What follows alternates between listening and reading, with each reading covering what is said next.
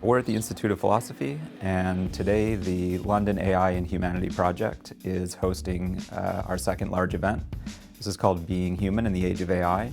And what we've done is bring together policymakers, neuroscientists, psychologists, philosophers to have an interdisciplinary conversation about how we will fit into a world that features AI.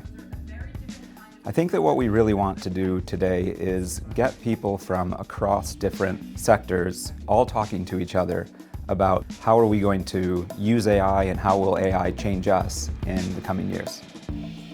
My talk was about the ethics of advanced AI assistants, that is, agentic AI systems that can perform tasks on behalf of a user in response to high-level user instructions. It's likely that over time people will develop dependencies on AI assistants to perform particular kinds of tasks, whether that's composing emails or whether that's sending financial transactions. And it may even be the case that people start to de-skill in those areas due to relying on the AI assistants.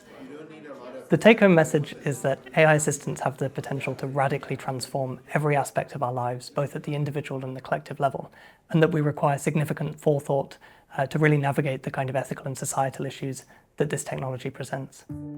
I think it's now the case that AI has spread beyond its boundaries. It's not just in the hands of tech companies. It's evolving and changing in its interaction with us, the users.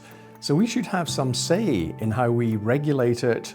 And it seems to me that's something for the humanities to contribute to, as well as the general public. And it's good to see a lot of people in AI offering the possibility to bring us into the discussion. First of all, we showed So my talk is about why ethics and morality has to be human-centered. There's no other way by which we will achieve progress except for to hold each other to account. Artificial intelligence is not a unitary actor. It is not something we need to worry about taking over. It's not something that we should worry about the well-being of. It's rather that we need to think about how are we affecting each other, given the context, which is this digital context, which includes the suite of software applications that we call artificial intelligence. I like to tell people we've been studying AI for about 10 or 15 years. We used to just call it computers. My name is Lysana Harris. I'm a professor of social neuroscience, and the talk was about anthropomorphism of AI. That's how do we see it as human. The way we see AI isn't exactly the same as the way that we see other human beings. If you look at the brain, it turns out we're using slightly different mechanisms when we're considering the intentions or goals of artificial intelligence agents compared to human beings. One take-home message is let's wait and see what happens with AI, whether people's perceptions of it change. I think we've grabbed a snapshot at a moment. Things have already changed with ChatGPT and large language models.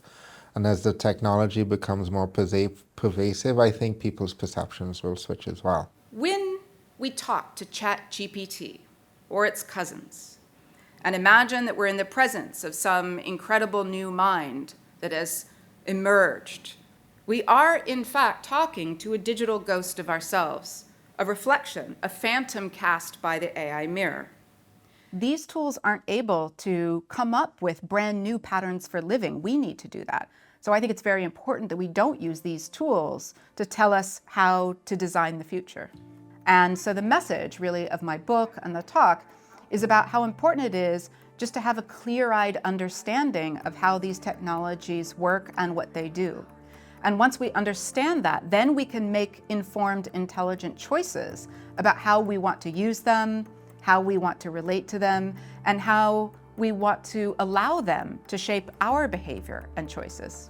From the talks I've heard today, we've reached a level of nuance in our debates that go beyond the caricature AI safety versus techno-optimistic polarities, and we're discussing particular moral frameworks that might be sort of codified to help us solve these challenges. I have a lot of ideas, new ideas that are bouncing in my head, and a lot of new research questions, but at the same time I have also met people that I can talk to and exchange ideas about all these things.